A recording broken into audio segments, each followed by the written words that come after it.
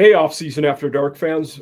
Glad to welcome you here for episode 21. And we have our second episode where we go back to the Sun Belt Conference, but stay in the state of Louisiana. So we fortunate enough today to have Thibs with us here from the Warhawk Report to talk about Louisiana Monroe and how their season's going, success they've had under Bryam Vincent, and anything you can think of about that conference and team. So Thibs, glad to have you here. Why don't you tell some of the people what got you into ULM, what got you into this space covering the team, and where they can find you?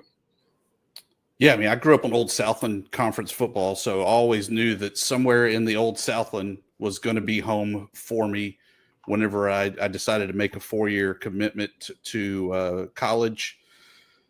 Played some high school basketball, and that led me to having opportunities to go back to some Louisiana schools. Of course, in the true 17, 18-year-old self, you're always much better in your head than you really are, and you blow off the guaranteed offers. But at the time, I was going to go into nursing school, nursing, one of the top degrees you can get at ULM. So Sign me up. I'm there, coach. Put me in. That didn't last long. So bounced around, finally graduated several years later after meeting my wife, having some kids, but found around 1999, the crazy internet was still kind of hanging around and it was really starting to stick. And NLU at the time did not have a very good web presence. So I started jumping in and trying my best to work alongside to kind of give a fan perspective of what was going on with the athletic programs. Fast forward, I was then approached by Rivals in 2005 when they were making a big push to get into the G6 market. And Charlie Weatherby years, is that about the time, right? Charlie Weatherby around that time? That was the Charlie Weatherby era. Oh. And the lone Sun Belt Conference title that is a travesty. And I know people are like, you have hardware. Yeah, but you kind of back into it and you got to share it 3 different ways. It doesn't have the same meaning. Lo and behold, though, started Warhawk Report right around that time and have just grown it from then to continue covering recruiting, recovering the athletics. Spun off last year and started Believe in the Warhawks on the Believe Network, which was a spinoff from a good old COVID project there of Fun Belt podcast covering the Sun Belt Conference. All that to say, I talk a lot about ULM, and people didn't like it on the Fun Belt podcast, so I started my own and talk about ULM. I'm shocked they didn't like it. You feel like it would be good to get info on any of the teams in the conference, but for sure, yeah. But no, glad to have you here. That's a good story. So let's dive in a little bit. ULM, I mean, they are doing what 3-5, maybe. Some people might look at that and say not great, but I've been a big Bryam Vincent fan in the 2 years they've had him there. The last year started hot, didn't finish the season as great, down the stretch there, but his team seemed to have a clear identity of we are going to run the ball, we are going to play fundamental, and they've definitely raised the bar from when he took over. Wouldn't you say so? No doubt. And last year, jumping out to that 5-1 start, you saw a mention that ULM was the G6 representative in the playoff. I mean, it was kind of craziness and just unexpected success. But then if you've ever played darts, right, and you try to line up that dart to hit the bullseye and you're just aiming so hard that you can't hit it instead of just doing what's natural and really throwing the dart. That's really what happened in that second half of the season after that 5-1 start. They started trying to force it, saying, hey, we have to run the ball. We have to do this. We have to do that so that we can win and go to a bowl game. Well, when they started forcing it, it didn't come naturally like it had for those first 5 wins. And so they were kind of behind the 8 ball the whole way. The defense changed, the offense changed, and it just didn't work. This year, it's really been the injury bug. I mean, last week going into the Southern Miss game, there were 33 guys on the availability report. this week on the Monday press conference, Bryam Vincent said the number is probably around 22, maybe back up to 30 again. And it's not just kind of bumps and bruises or, our starting, defensive end is out. We've lost both kickers, both quarterbacks, running backs, receivers. Receiver was the one that I'd been paying attention to. Trujillo was dinged up. Jake Godfrey's hurt now. Tyler Griffin was hurt earlier in the year. Like, you can't keep the pass catchers healthy.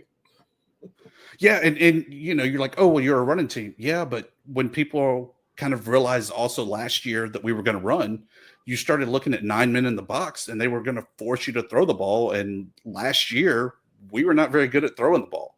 No. We've gotten better this year with Aiden Armenta really kind of taking that leap forward in his sophomore season. But we're still not really a passing team. So having solid hands like Nick Trujillo, Jonathan Bibbs out there really make the difference. Jake Godfrey is another one. But when they're out, it really limits the game. I'm kind of surprised that we haven't seen more involvement with the tight ends to kind of hit that 5-6 yard little curl, set up and do it again, or hand off and get that running play to move the sticks. Yeah, one of the guys going into the year I had wondered how we would do was Julian Nixon. Had been at Tennessee, came from a JUCO. He seemed like a guy that was a good fit and a dual tight, both blocking and receiving type guy that would fit well in what Vincent is trying to do. Yeah, and as much as he is kind of that maybe too big to be a fullback, not big enough to be a tight end, too big to be a receiver, too big to be a running back. He actually had a rushing touchdown, though, last week against Southern Miss, so good to see the ball finally getting in his hands there. But, this team has so much talent. They just can't put it together because as soon as they're all healthy, some guy goes down, and then we're having to shuffle the lines around or shuffle the offense, the defense around to try to just make it work. And I feel like that's kind of where we are right now. Yeah. Kind of recapping last, like you talked about, I like the darts analogy you had, being a Marshall guy, fortunate enough to, win the conference last year. Our road game, there was one of the toughest regular season games we had. 5-point win. I mean, that game was a battle, 23 to, I think it was 28-23 or 28-24, something like that. But that was a tough one. And you guys had a lot of tough ones down the stretch. I mean, that Arkansas State one, I remember watching that. That was a tough one too. But great to finally get that monkey off the back this year, though, by the way. Oh, absolutely. Yeah, I can imagine it was. Was Arkansas State your guys' first conference game this year? Yes, that's what kicked it all off. Was that that win at home, first time in 15 years where we were able to actually beat the Red Wolves. Surprisingly, though, I think 6 out of that 15-year stretch were one possession or less. And so it had always been a good, close game. There were some blowouts in there, but for the most part, it had always been a good, close game.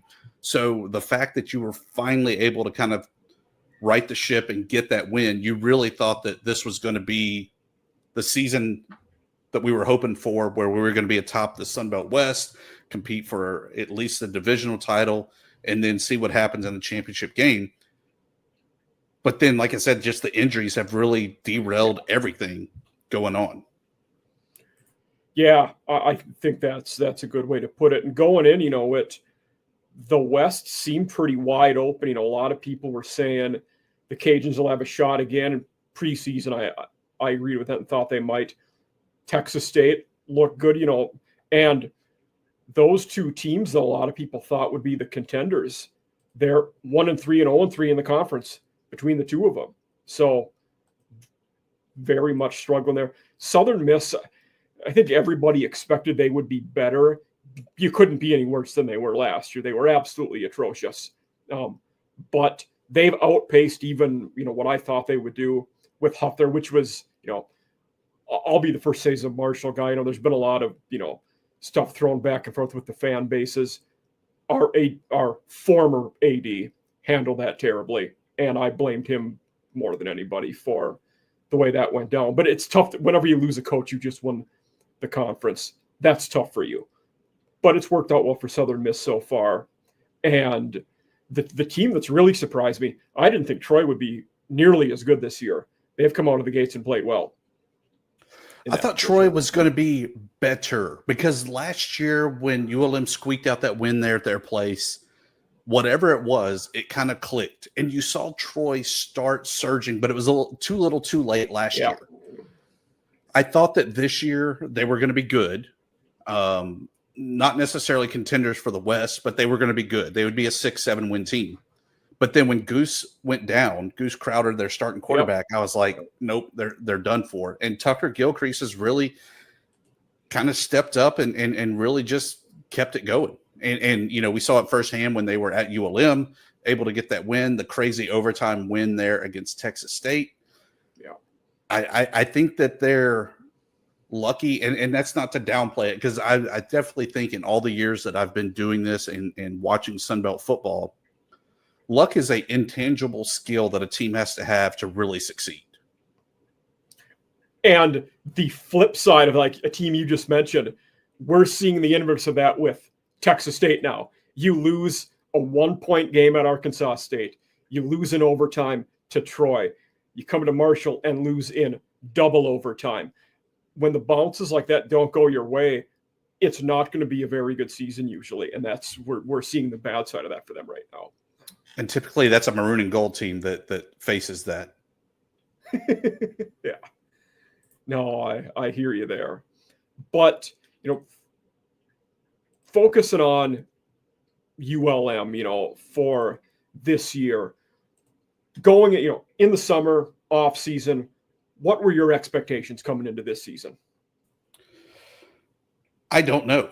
And I say that because all the talk coming into the season is, what are we going to do at running back? Because we lost Ahmad Hardy, the freshman All-American who went to Missouri. There was no real talk about, well, Billy Pullen's coming back at that linebacker position. Vontae Wells. There was no real talk about that. You might hear some, oh, yeah, we have these guys coming back, but what are we going to do at the running? That's all you heard about. And I think that Braylon McReynolds, the transfer from South Alabama, showed that really we had nothing to worry about. We should have worried about everything else. And so I think that coming into the season, though, that was the big talking point was, what are we going to do at running back? Yeah, and in hindsight, him and Zach Palmer-Smith have both been solid players. Like they're running the ball right. Yeah. And no one really said anything about Dorian Lewis, who has been just as good. And we still haven't really seen Tyrell Reed.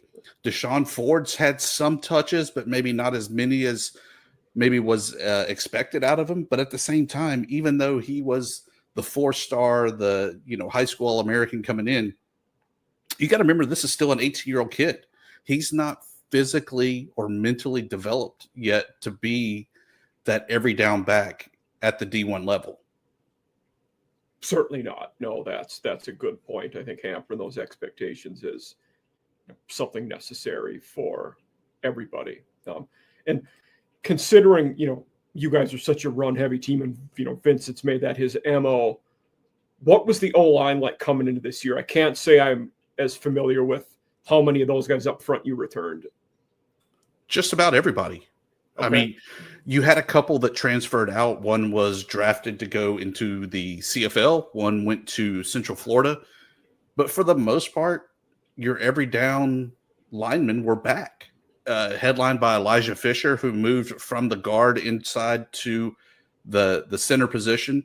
Okay. Crazy for somebody that coming out of high school was a defensive end, was not even an offensive lineman, and has moved around to be a first-team all-conference player and really the vocal leader of this team, as well as being literally the anchor on the offensive line at the center position.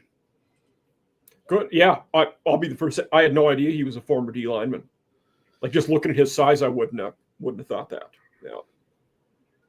So that's interesting. Yeah. Now, in this season, we had started off 3-1, then that Northwestern game, which obviously you're tough to beat any Big Ten team, when you're in the Sun Belt, but conference games. We had the Arkansas State win and then dropped the last three. Focusing on the Sun Belt games, what's went right? What has went wrong in the last three that they've dropped? The biggest thing, like we talked about, really having to change the offense. We didn't have a kicker until this past week because both the starter, Max Larson, who's been out for the season, and then his backup, Luke Stagg, we didn't have a kicker to do actual place kicking. So anytime you were inside that 30, typically you're like, okay, we're going to get that, 60-40 chance of putting 3 on the board. ULM wasn't there. We weren't able to consistently have that chance to kick the field goal. So we were having to go for it unconventionally. That really hurts when even if you miss the field goal, right? That's still kind of the victory that you've moved the ball down inside a reasonable range and been able to. But when you're constantly having to go for it on fourth and just turnover on down, it changes the game. And I think it starts wearing on you mentally as well. You look at last week, though, against Southern Miss, 3 straight turnovers. It was 49-21 was the final score, 3 straight turnovers that all resulted in touchdowns. You take that out, it's a 1-possession game, but that's still a night and day difference. And again, and the game I watched a lot of that Troy game the week before. You look at the stats, ULM outrushed them, outgained them. They were better statistically in most things, except they had 4 turnovers and Troy didn't have any. And one of those turnovers was a pick six. Yeah. Yep. And so it's all just the little things. And I think Coach Vincent's even said several times, it's all about execution. It's also that costly penalty where you have that holding call after you had just moved the ball, say 18 yards down the field. And in Coastal, we had 6 instances where it was 3rd and 20, 3rd and 30. Ooh. Just as we always say, show me that on the play card where that play is that you call. Exactly. Yeah, there's not a 3rd and 20 play call there. That's a good point. Now, ODU coming up at home this weekend. Now, I was, heard we're fortunate enough to get a win against them a couple weeks ago. One of the best games we played all year. ODU scored a couple touchdowns late, but really that game was a blowout. We had some big special teams plays, and it's by far the best our defense has played all year, which isn't saying much. Outside of that game, hasn't been too fantastic. But what are you looking for in this, ULM ODU game?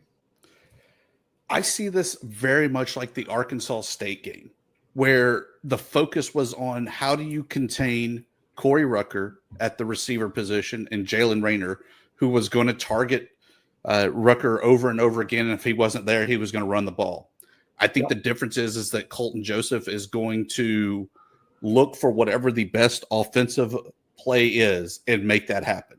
And half the time it's him running, half the time it's him lobbing up a pass that is usually to a wide open receiver because they have some serious speed.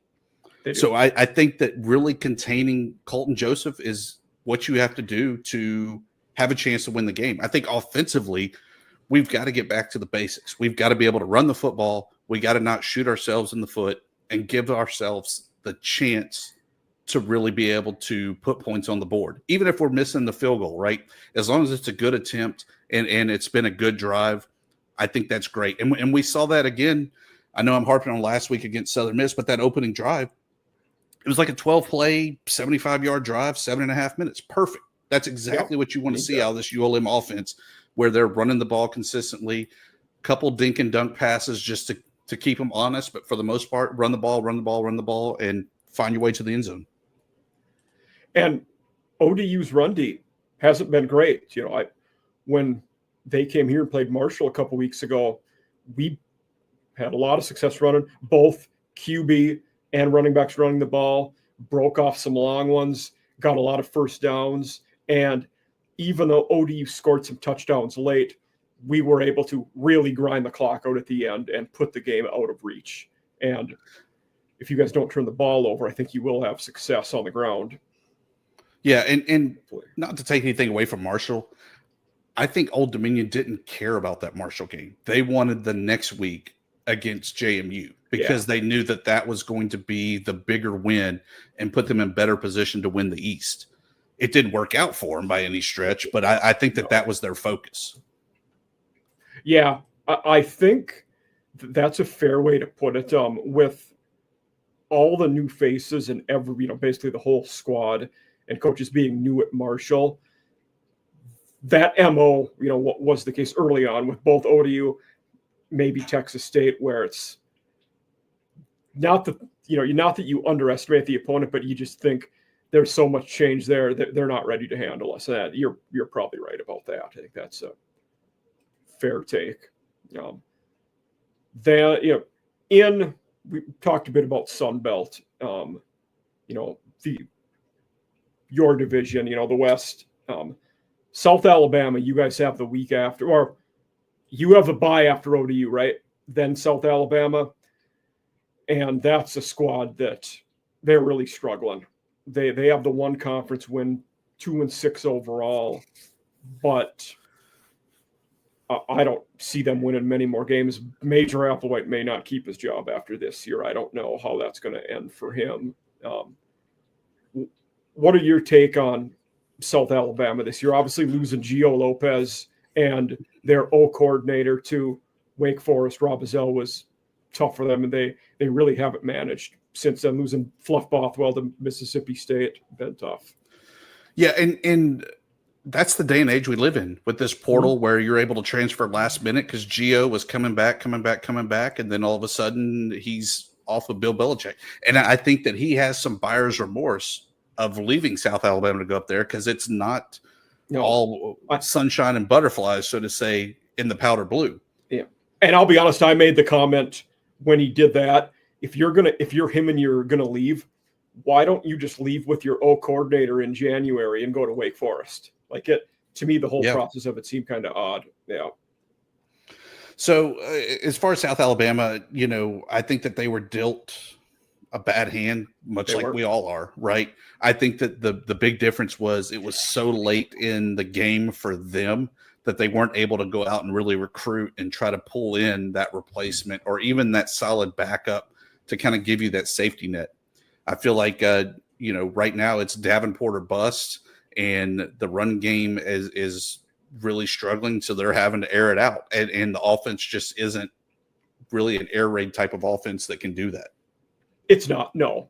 And I don't want to, throw shade at, the two of them, but their one win was probably against the other worst team in the conference too, in Georgia State, who seems like they're all over the place and can't find a QB, can't do anything through the pass game, can't stop anybody on defense. Been a rough go of it for, Del McGee, in his 2 years there.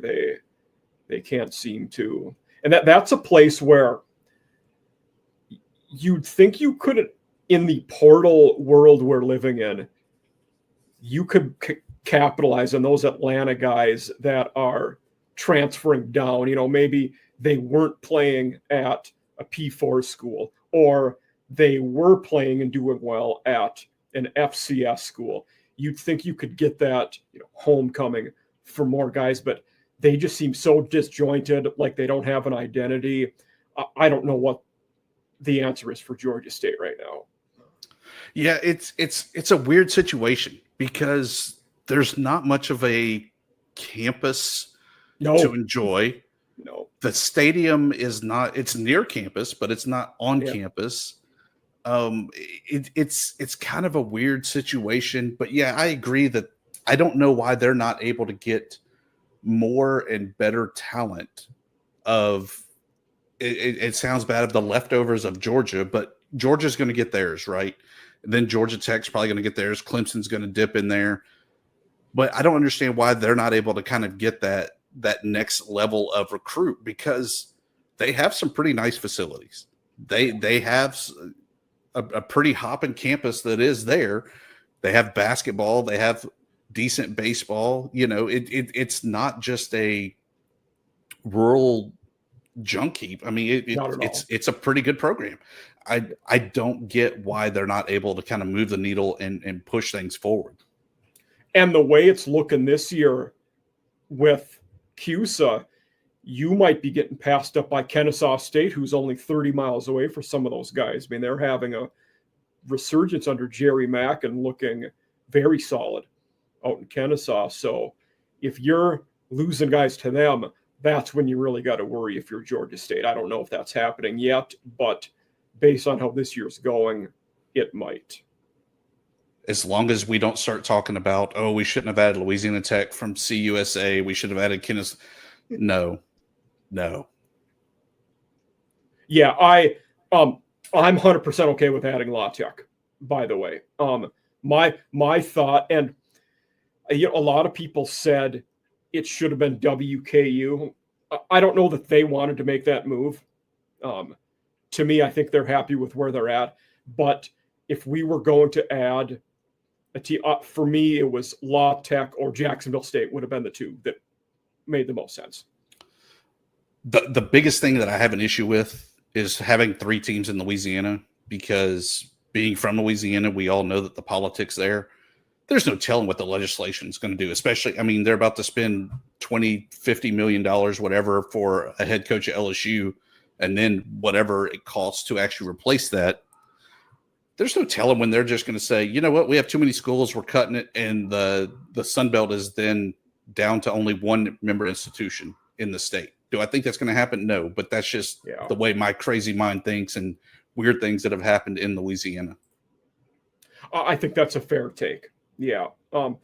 The other one, I will say most of the Marshall people here and a lot of the JMU, ODU people in Virginia, they were very keen on ECU as a possibility. I wasn't as high on that one, but in some ways it would have made sense, but I'm glad we didn't go that direction. I would sell the conference soul to get East Carolina in. I think that they would be a fantastic addition, but it doesn't keep the division structure there, or you have to kind of move somebody over. Like Georgia State is now in the West, but then what does that do for their rivalry with Georgia Southern and everything else? So as much as I would love to have them, I mean, I think we've talked about it on Fun Belt, on Believe. A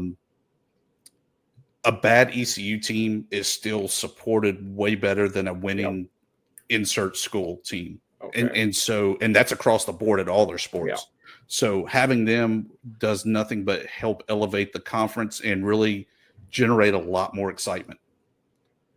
And I think what you just said there summed up, the conversations I had around here, because, a lot of the Marshall people weren't keen on La Tech, weren't keen on Jacksonville State, but very much wanted to keep the divisions. Well, you can't have it both ways. If you want the division to sit, and they said, well, if we don't add one, we could still keep the divisions. No, you can't have an odd number and do that. You needed to add a team to the West. There weren't a lot of great options. We probably added the best one out of the options. Yeah. And that kind of came up at Sunbelt Media Days where they talked about, okay, great. We don't want to add anybody. We'll stay at 13. Fantastic. But the problem with that is the scheduling.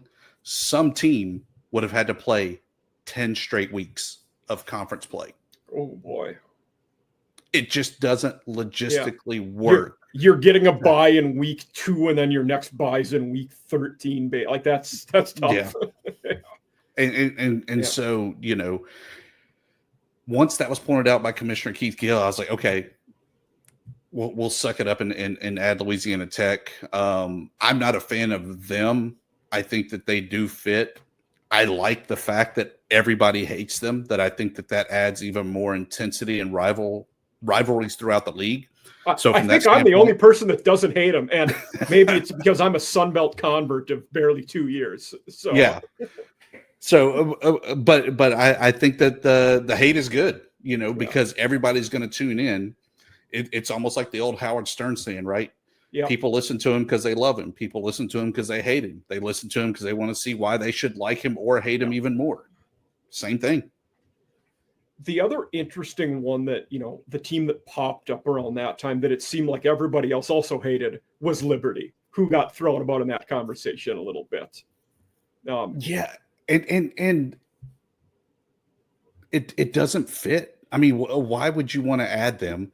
We didn't add them when they were trying to offer millions of dollars to member Yes. institutions last time around. So why would we add them, quote unquote, for free now? When if we look at the product, they're not really adding the value that they were in football. They're not adding it for baseball. They're okay in men's basketball, but not on the level of Louisiana Tech. No. And with us wanting to improve our net ratings for men's and women's basketball, we got to add the right programs to improve the net for men's and women's basketball. Absolutely. So realistically, in this conversation, obviously La Tech got added. We had mentioned, maybe WKU. I'd heard some people throw out Middle Tennessee. Jacksonville's one that I thought was all right. East Carolina. Are there any other viable teams that I missed, or did we talk about all of them basically? Like it's a fairly short list of teams that would have been possibilities here. Yeah, the only other one that I think would be great, and it's kind of an insult also to Texas State on their way out, bringing North Texas back. But they got to have baseball because A, they don't have it at all to be good, bad, or indifferent. B, this is a baseball league. And so if you don't have good baseball, you're definitely not bringing that value to the table. That would be a tough sell to do. But yeah, for the most part, there's not really that team where we're just like, all right, we got to have them outside of East Carolina. I think there's just not that team that we have to have. One of the teams I wanted to ask you about, because it surprised me that nobody brought them up. Why was UAB not considered, or were they not interested? I don't think that they fit the profile because traditionally they're not very good in football. So we're not really adding value there. They're really good at men's basketball. They're not good at women's basketball. They're not really good at baseball. I don't even know if they have softball. And so when you start looking at it, it just starts adding up that they don't fit the Sun Belt Conference mold. I know the one, and this would have been geographically not a divisional fit at all, but when Northern Illinois went to the Mountain West, adding Ohio was one that some people said, adding Ohio, because they're 75 miles from us. They're a football power relative to the MAC. But that's about it. Great college town, place is awesome. But that's about all they have, too. Like it does nothing for the teams in the West by adding them, really. Yeah, and if that's the case, then, for the Sun Belt to be formed, right, we had to kind of take the plunge and have our 8 members that were willing to step out on the line and say, okay, we'll do it. We'll play football in this coast-to-coast conference.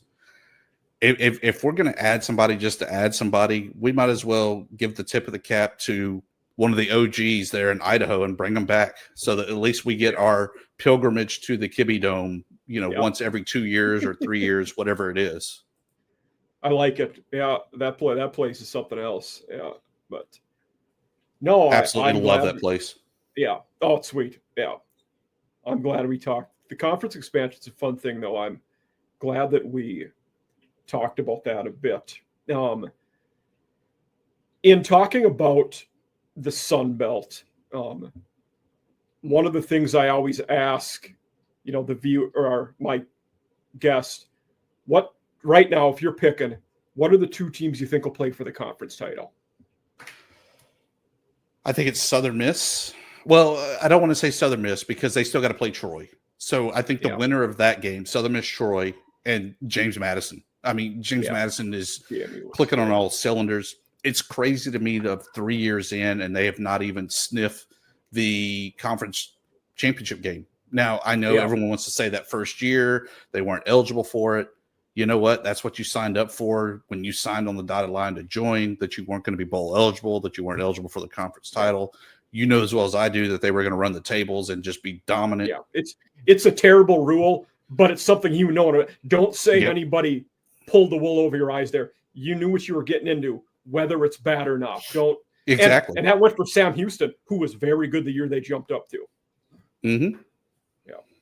Or wait, was it Jacksonville or Sam Houston? Which one was good when they jumped up?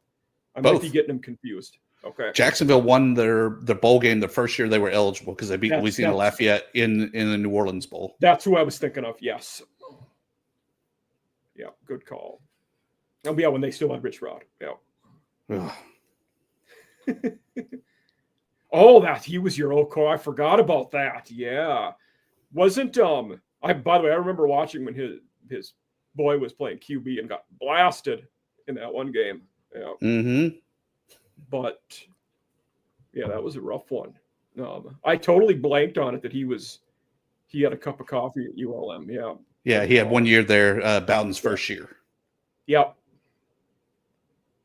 I forgot it was his first year. I thought he had been there a little longer before he was with Rich Rod. One and done. Yeah. Which,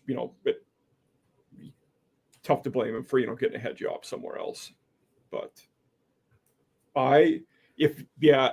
it's tough like for your predictions there, probably has to be the winner of Troy Southern Miss. And then, I think JMU is certainly the odds-on favorite. If for some reason Marshall can knock them off in 2 weeks when they come here, we'd probably pip them. But they have another win, and it's going to be a really tough game. So I said JMU preseason, and I'm going to stick with that one. So let's talk about some coaching stuff. So I'd mentioned UAB a few minutes ago. They have fired Trent Dilfer, which I think everybody knew was going to happen. Not many people thought that was a good hire from the beginning, I feel like. But before that, after Bill Clark left a couple years ago, Bryam Vincent was the interim at UAB and did okay. I was kind of surprised they didn't make him the full-time guy when they had the chance, but they didn't. And he went to New Mexico as O-coordinator. Now, obviously, with you guys, do you think there's a chance UAB comes back and offers him the job? I think they would be foolish not to at least talk to him. You know way more than me about this. What do you think that's a possibility? I've been around long enough to never say never. Okay. But I think the bigger thing that would keep him out of going back to Birmingham is Ingram, the athletic director, is still there. The guy that did not pull the trigger, and the president is still the same. Yeah. Okay. Yeah. So the one I would be more curious about is if you mentioned Applewhite not returning at South Alabama. That's Bryam Vincent's backyard and where he was a coordinator and a position coach there before. If I'm him, that's kind of the homecoming grand slam hire. Couldn't be happier to do that. I never thought, I knew he had coached there before, but that I hadn't thought about him taking that one. And I think in my mind, I viewed it as too much of a lateral move, but he probably would get a pay raise to go there. And the other thing that I wanted to ask you about in relation to him potentially moving, he's the interim athletic director now. Yeah. Do you think that could keep him there? Will there be a potential that he gets the job long term? Do you think that is going to play into this factor at all? Maybe.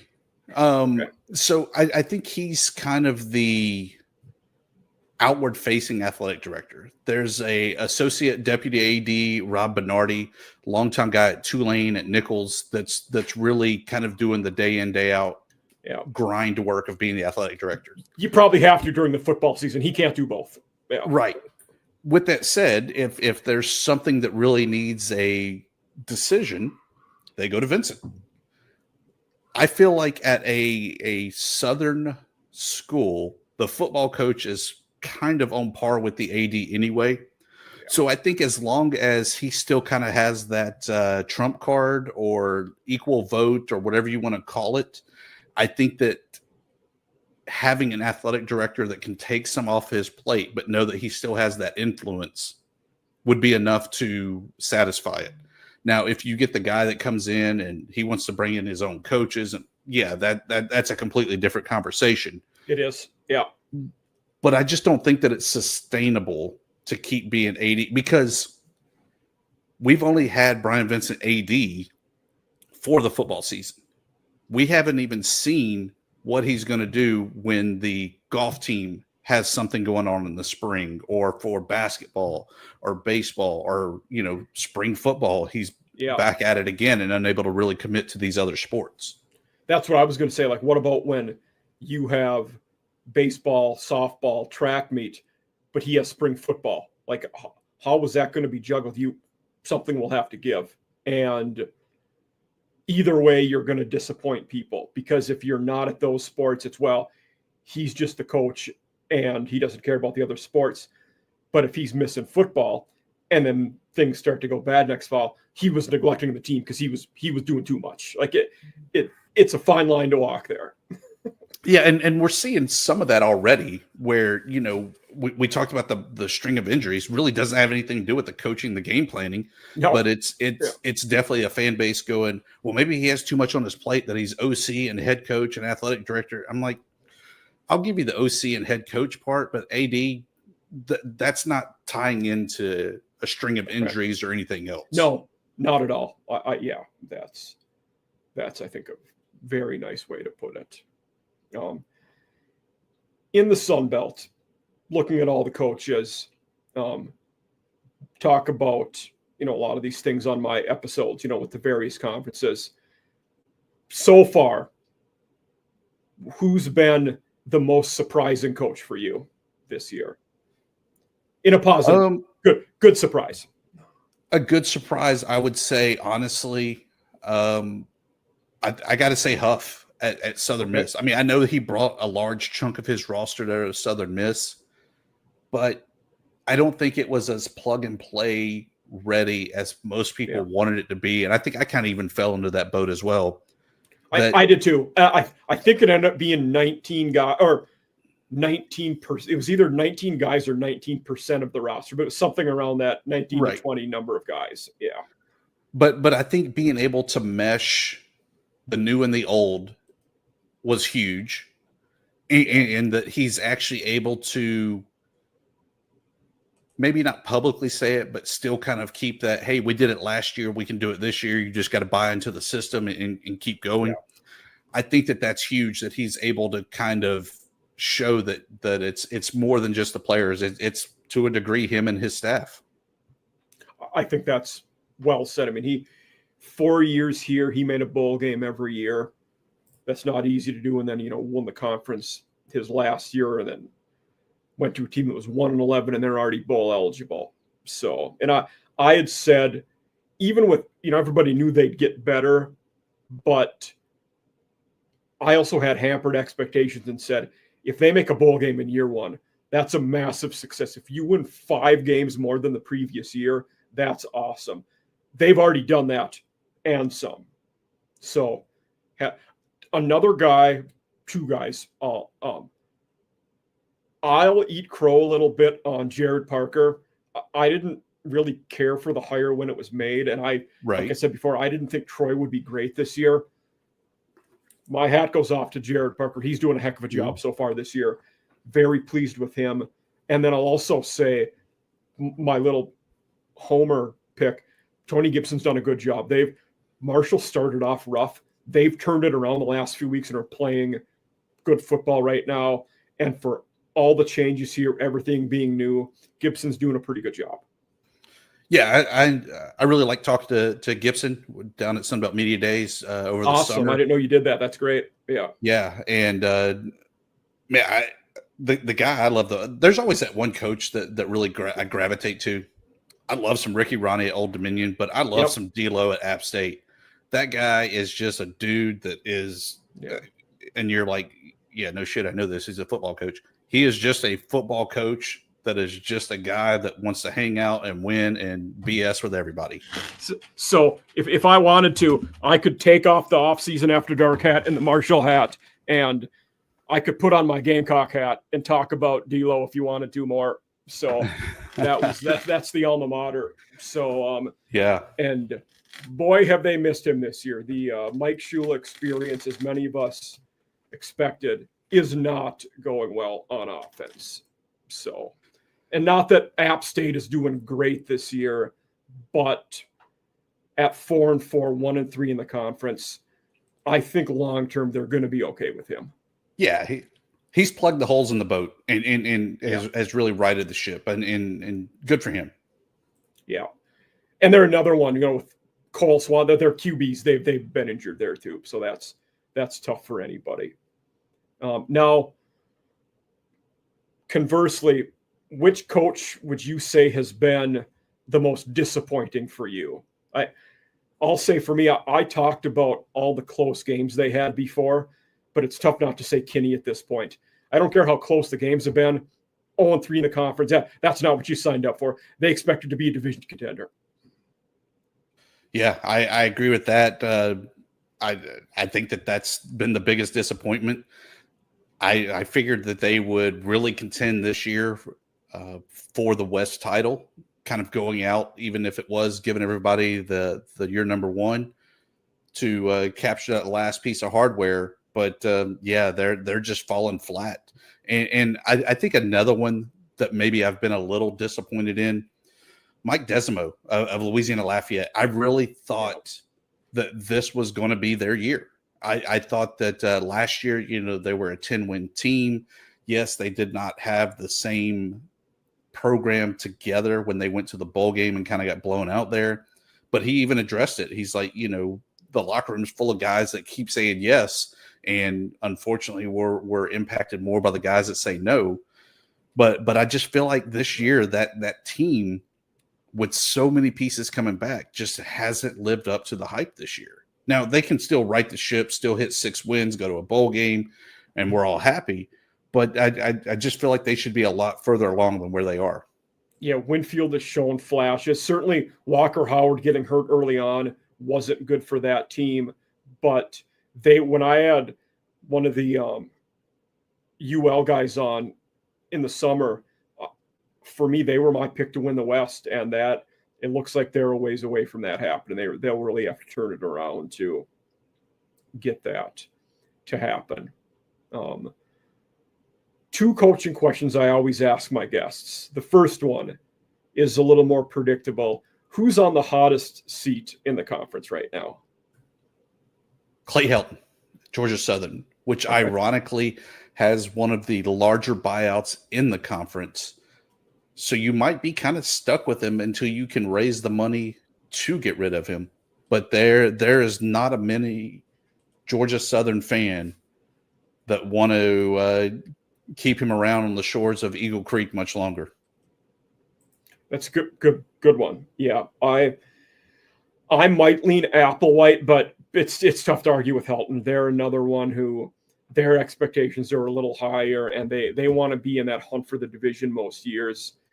And they're just not playing any defense or doing much right.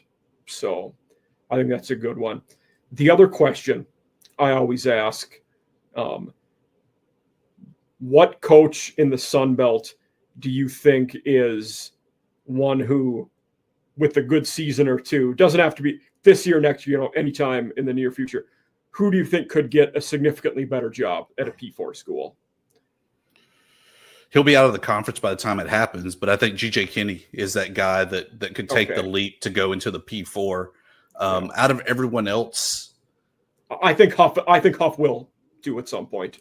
Yeah, maybe. I don't know if I don't think he's shown enough of being the head coach at a G6 to qualify him for a P4 yet. I think he's still coordinator level at the P4.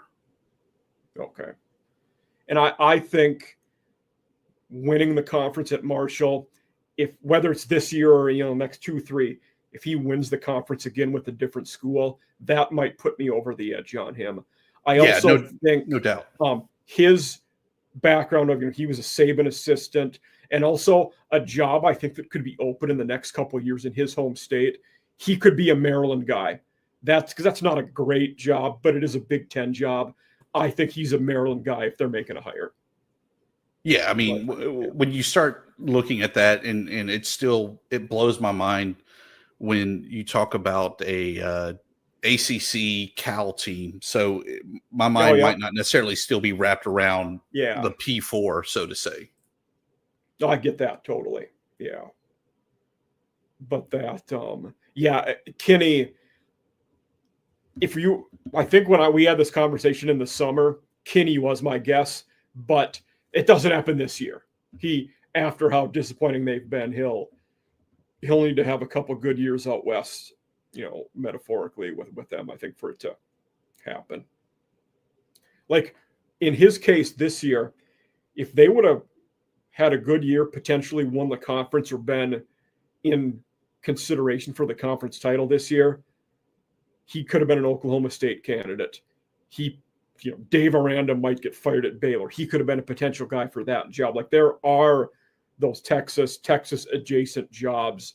The Arkansas job, yeah, exactly. So that'll be interesting. But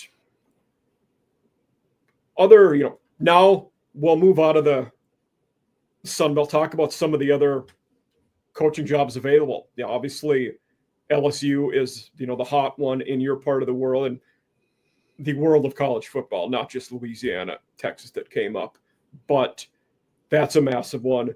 Florida, Penn State, you'd mentioned Arkansas, Oklahoma State, Virginia Tech. We got some decent jobs open.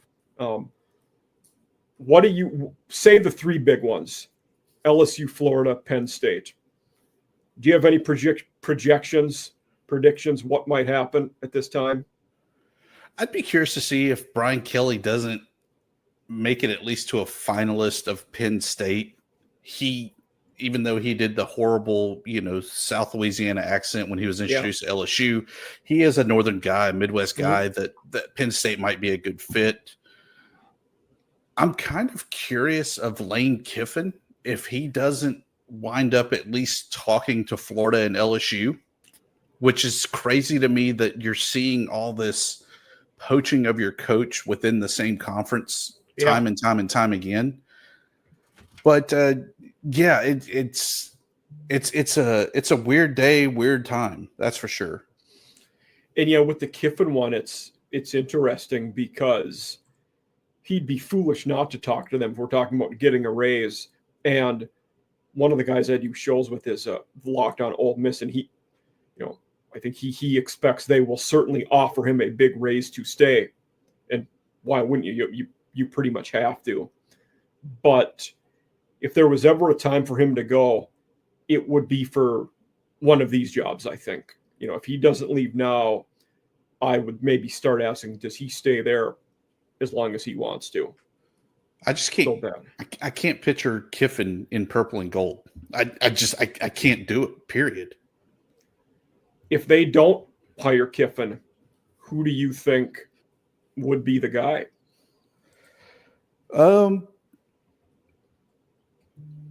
I don't think Frank Wilson, the interim, is a guy that'll be in the conversation. No, and he was lousy when he was a head coach before. Yeah. I don't know what they really want. I know they want somebody that has the Southern culture. Maybe it's Summerall at Tulane. Yeah, I wrote an article about it for Mike Carroll Sports a couple days ago, and Summerall was on the list. Eli Drinkwitz was on the list. Brent Key is a guy I've heard that some people are interested in at Georgia Tech. And then the last one I put on, I don't know how viable this guy would be, but would Joe Brady have any interest in, leaving the NFL? Coordinator with the Bills, obviously was their O coordinator in 2019 for the unbelievable season they had. But I feel like whether it's Penn State, Florida, LSU, I don't know if it would be his first choice, but I feel like Eli Drinkwitz probably gets one of them. And I think you would take any of them if you're him. He's done tremendous at Mizzou. I think it will be tough for them to hold on to Drinkwitz. And again, it's all interconference transfers. Yes. Yeah. Yeah, sure is. And that the LSU opening probably happened at the worst possible time for Florida, because there's so much overlap with the coaching candidates that it now, makes it more difficult for you to hire your, first candidates. So I'll be curious what happens there. Maybe it's my ULM fan in me coming out. I'm just dumbfounded that you're firing a coach where you're consistently having 7-8 wins. And that's not good enough. Yeah. I mean, I get the LSU people didn't like, the Brian Kelly culture fit. But to me, that also shows that they weren't really on board with him from day one, and he maybe never was going to fit. And that's as much due to them as it is to him. Yeah, no doubt. Yeah. And with Penn State, that was the one that probably surprised me the most out of the three of them. Like 6 games ago, that guy was playing in a national semifinal. Then you fire him. Sure, this year was disappointing, but if you're firing a guy that successful and that good, to me, you have to know you are hiring a better replacement. I don't think you can know that because of how good he was. Like it's tough to do. Yeah. So, yeah, I don't know. Right now, if I had to make a prediction for the Penn State job, I would have trouble doing it. To me, I think it would be easier to guess with Florida and LSU. Who Penn State ends up with, to me, that's a wide open one at this point. So Jimbo Fisher, your new Florida Gator head coach. Oh God, I actually think he's a pretty good coach. He'll end up somewhere, but that would be fantastic. My Texas A&M guys that we do the group show with, they might not feel the same way, but I will tell them that that was your recommendation. They'll like that one. Yeah, I mean, you stole one from the Knowles, right? Yep. I think it's a great move. But yeah, so we'll move to our, we're approaching our hour here. Right now, who do you think will be the G5 team that makes the playoffs? G6, whatever you want to, I've had different people call it different things. Yeah,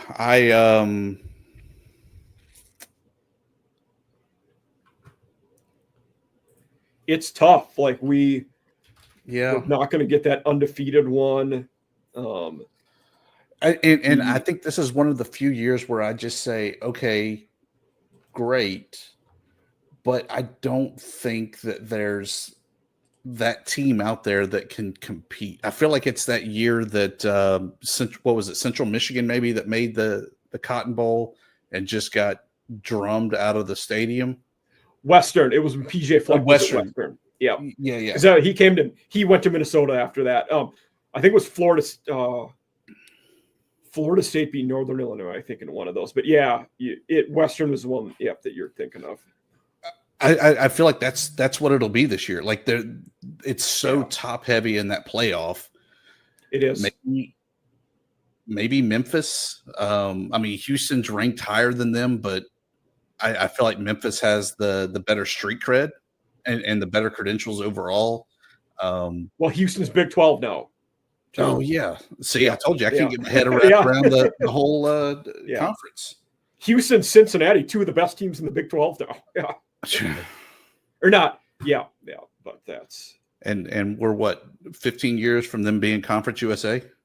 Yeah, I think so. Yeah. For me,